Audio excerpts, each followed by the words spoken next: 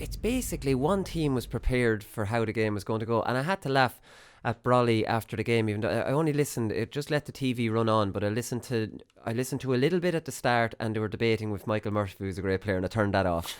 And then at half time there was a really awkward joke at the start, so I turned that off.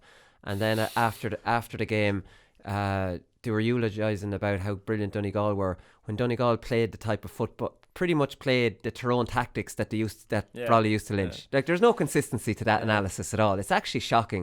The GAA Hour is sponsored by Paddy Power.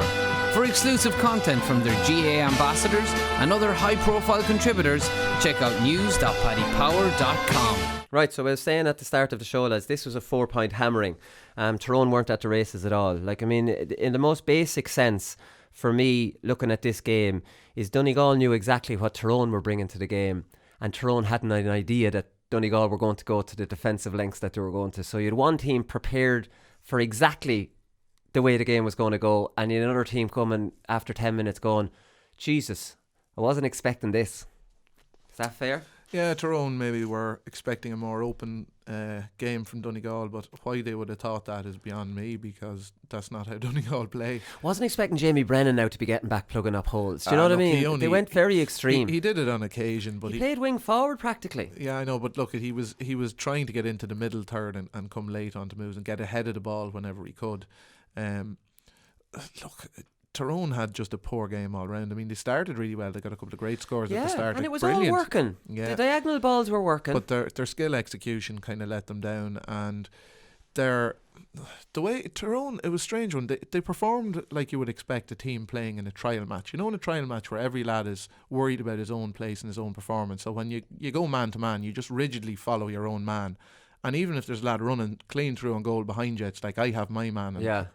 And that's what they were kind of doing. So when Donegal broke out and they were able to get in a one-on-one, like Owen Gallagher coming forward, he just walked by Donnelly in Richie the middle. Donnelly had no pace. Couldn't get back to him. And then Ben McDonnell comes waltzing out of a cover position to leave 40 yards of space behind him for a fist pass over his head. Madness. Like, just really, really bad decision defensively from a team that looked like they're kind of... They obviously have changed from this ultra defensive zonal marking scenario into going more man to man, which we've spoken about and said it's the way forward for them. But their decision making defensively at times was poor. I mean, so like McDonnell in that position, all he has to back off and to accept the point. Maybe exactly. Either be aware of what's happening around you. He had to either stay where he was, but ideally he should have dropped back 5 yards. And there was no fist pass through to Jamie Brennan. It wasn't on. There was no option. Like Owen Gallagher would have had to kick the ball over the bar, and there was, because Tyrone defenders were kind of coming back to block up the zone. Like, they just weren't getting there quick enough. And when he comes charging forward, I mean, he makes it so easy for him. It's just like, that to me was just beyond belief. And that was the cushion that Donegal held for the whole game. Yeah, your number six. Your number six needs to sniff that, like, and accept that a point is the best thing that can happen. Well, surely he would have seen Jamie Brennan running the other way in his eye line and not realise he's a yard on my man. It was silly him pushing up out and that. But I often seen Colm Cavan, and he was off at half time. I've explained his role before, which is madness. I'm not going to get into that again. But he often charges out from that position too. Now, he'll have lads in behind him, but like, sometimes they just charge out rather than go, here, this is danger. Let them flick over the point. It's not the end of the world. Well, maybe Cavan is the other extreme though. I think he sort of knows when there's a danger of a goal here and will accept the point, and it comes out too late sometimes, you know. But like, certainly McKernan, who was failing to track Brennan as well, he should be shouting to McDonnell. No, that was McGeary, Hugh Pat McGeary. Was it McGeary? He marked him the whole first Kieran half. Kieran McGeary, rather. Yeah. Sorry, well, like, he should be like roaring out of him, like, you know, where the hell are you going? I can't keep up with this man. Like, just pass him on if you're not going to make it, you know. And there was just no sense of danger. It reminded me of Kerry last year. We kept talking about them, you know, that lack of responsibility. If it's not my man, it's not my problem. And that's the way, like, the thing is, if you're playing, like, this whole thing is just unbelievable. Like, people think that, or seem to have, are of this understanding that if you're not playing a blanket defence, that means you just have to stand beside your own man and do no defensive work. I mean, that's never been the case. When we talk about man-to-man defending, it was all like the whole point of it, the whole understanding of it is that if you're playing wing back and your man is not involved in the game, you get back on the cover and you double up and you do something. And if it gets transferred back out, you can still press back out again. Or maybe a wing forward is coming back to help and work for the team. That's always been the way. But you're not running back ahead of the ball to set up in a position where you're facing the opposition coming onto you. Not all the time. Sometimes that will happen. Yeah. But Tyrone found themselves in a position where they were all running back after their own man.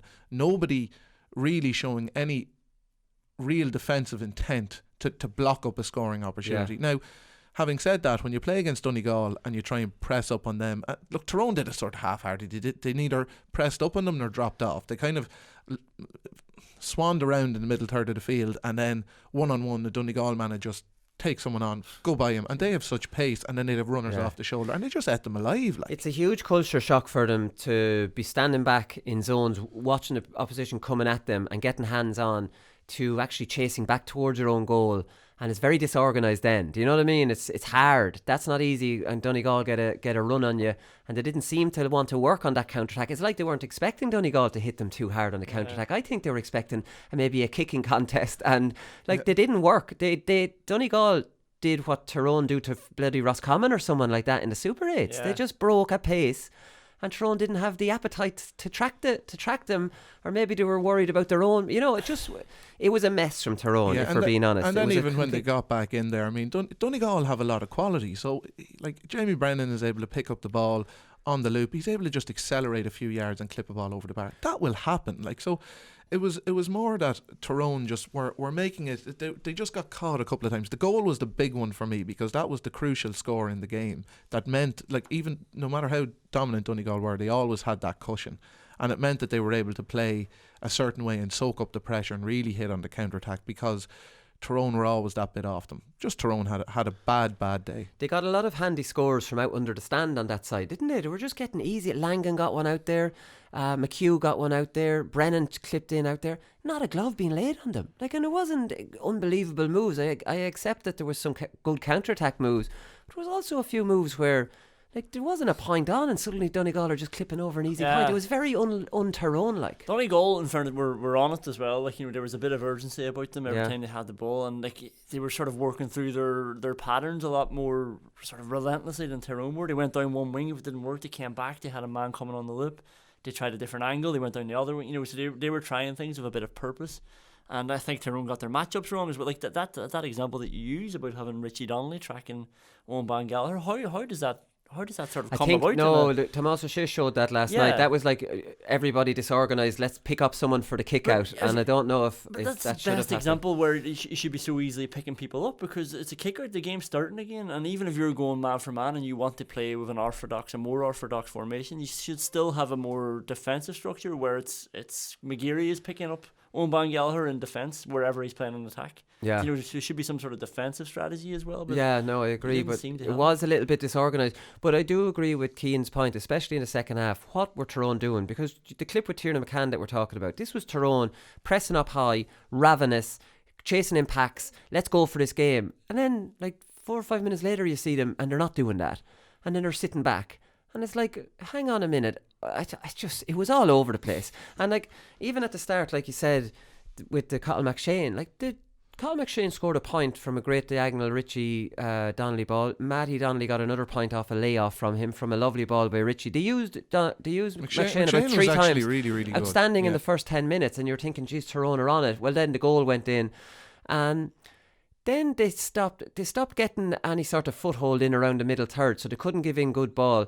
And Donegal, McFadden had been back there from the start and it wasn't working too well. It's not like Tyrone weren't expecting McFadden to play that role. Like Chrissy McCaig played it against Derry. Like, Tyrone knew Donegal were going to have a sweeper. That wasn't a problem. But what they weren't expecting probably was the 1 or 2 other covering players, which messed up that, after the first initial success with it messed up that flat diagonal ball that they love. You know, the one across them where McShane's peeling. That went. Then they were in trouble with that gone. I took a picture during the game at one stage. Neil McGee was marking McShane about 3 yards from the front. McFadden was about 4 yards from the front on the other side. And Sean Patton had pushed out on McShane. So where's McShane going in that scenario? And then they tried one long ball to McShane. It dropped onto McFadden's head. Remember, McShane came running from behind to challenge it, because the one ball that they could potentially have worked was the big long ball. Like, I mean, Galway, it worked against Galway. I know there was offensive marks then, but they didn't give anything that McShane could actually work with as a good high ball. Do you get me? Like, because he's been marked from the front by both these lads. Yeah, the only chance he had was to float one up on top where he could come from behind and just break it down to a runner coming. He didn't get any of that good ones. Yeah, now, two half-hearted long ones, but he had to run out to them at pace, and he was barely making them at the pitch of them. You know, so they just gave up on it then, pretty much. Do you know, it was maybe. Well, look, the biggest thing really was that Donegal were able to secure possession from practically all their own kickouts. Won everyone bar one. Yeah, like that's a huge factor in the game, because Donegal then are able to control the entire tempo of the game. They can play the game on their terms. Murphy was fantastic in that, just popping into space. Patton's kickouts were really, really good. Kieran Thompson, when he came on, caught a couple of great ones, but it was more to do with just good movement from them, because in the second half Tyrone did make it more difficult for them to win their own kick out. In the first half, Patton was able to just put the ball down and tap it to somebody uncontested, whereas in the second half he needed strong runners, and Murphy showed brilliant leadership again, as we know he's capable of doing. But just, you know, when the game was there and it needed it to be done, Murphy was the one that was kind of doing it and just giving them that platform to move forward, which meant Tyrone had an inability to keep Donegal pressed into their own 45 and into their own half, so that made it very difficult for Tyrone. It did, but like, I mean, geez, his kickouts though, when you see him behind the goals, it's fairly basic tactics. Stay inside and break wide to the wing. Like, how is Tyrone falling for that in this day and age? That was Kieran Whelan and Shane Ryan with Stephen Cluxton back in 2005. Yeah. That's what you're dealing with. So you're saying to Paula Clancy, Noel Garvin, stand wing side of them. They're breaking to the wing. This is a bloody clearly obvious thing to do. Then Cluxton obviously mixed it up so much that when teams copped onto that, then you're running short. So if you're standing outside of him, he'll give it into your chest and you're in a bit of trouble. But all Cluxton did. So Patton basically took a Stephen Cluxton playbook from 2005 to 2006. And he didn't have to do anything. Like, his kicking's great, but he didn't have to drill them or he just chipped them out. He was getting them into that area. Now, Patton, fair play to him. Like, I mean, he has to put them in that area. But like, I mean, this is not difficult. It shouldn't be difficult to be defending that. And look, even when there was no option for that, you know, where the Donegal players weren't able to give him an easy out ball, he just hung one up there, and Kieran Thompson caught two great marks in a crowd. So I mean, that's where.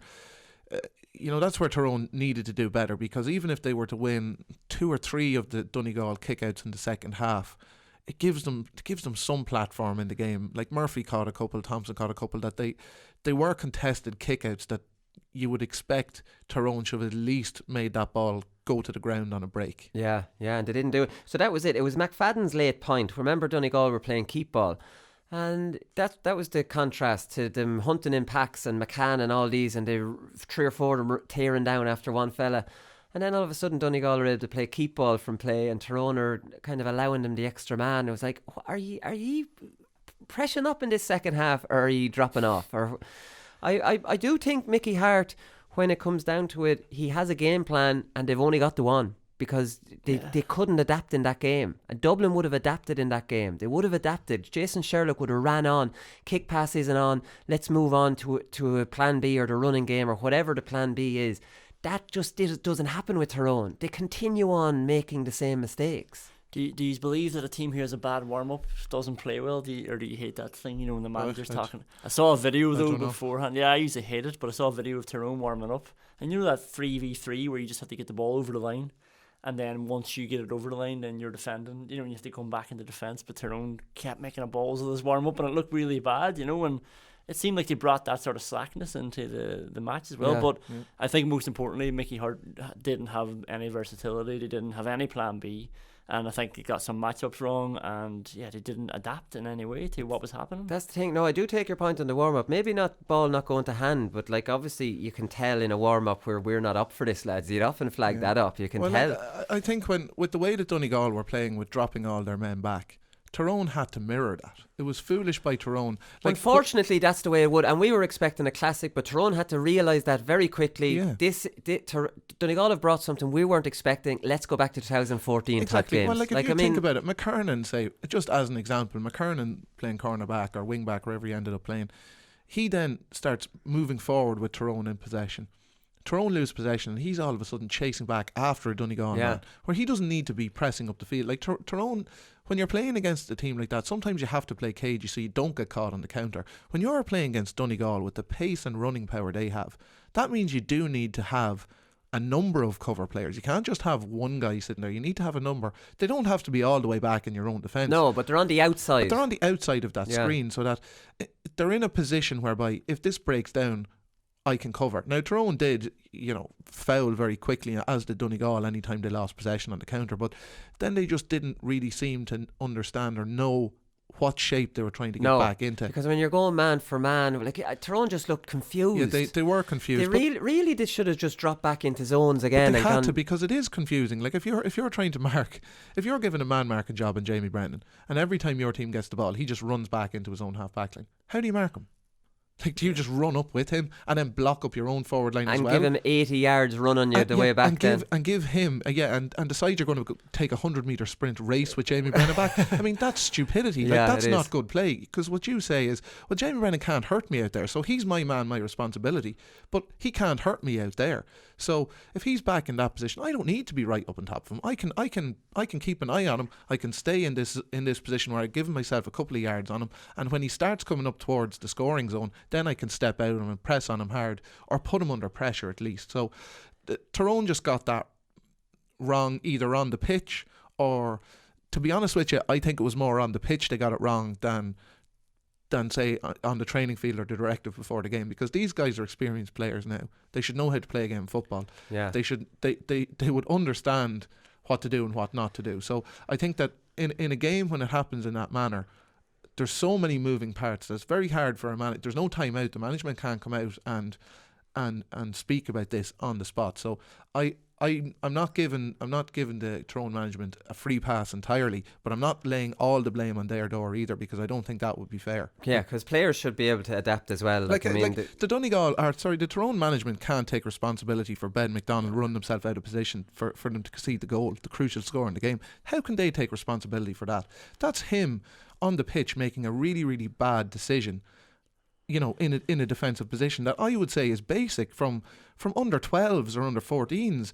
Players that play in the defence know they have these decisions to make all the time in every game, and good defenders make good decisions. Like, if you're playing at inter-county level and you're still making that wrong decision, then you shouldn't be playing at inter-county level, in my opinion. Ronan McNamee giving the ball to Ryan McHugh, and then Peter Hart getting a black card because of it. Just a hand pass, giving the ball away. Like, just these things that you can't really legislate for once they go in. Hart was a loss, but it wouldn't have. Hart was a loss, but it wouldn't have. They wouldn't have changed the game. It wouldn't have changed the game. It's basically one team was prepared for how the game was going to go, and I had to laugh at Brolly after the game, even though I only listened. It just let the TV run on, but I listened to a little bit at the start, and they were debating with Michael Murphy, who's a great player, and I turned that off. And then at half time there was a really awkward joke at the start, so I turned that off. And then after the game, they were eulogising about how brilliant Donegal were when Donegal played the type of football, pretty much played the Tyrone tactics that Brolly used to lynch. Like, there's no consistency to that analysis at all. It's actually shocking that Donegal were brilliant by playing a system that Tyrone are terrible. You know what I mean? That's outdated. Like, I mean, when you think about it, it just makes no sense. Did you miss the Cora Finn chat then? No. The whole thing about Cora Finn. Really? That was the whole preview. I forgot. And Dublin. Yeah. What Dublin would have done in this situation.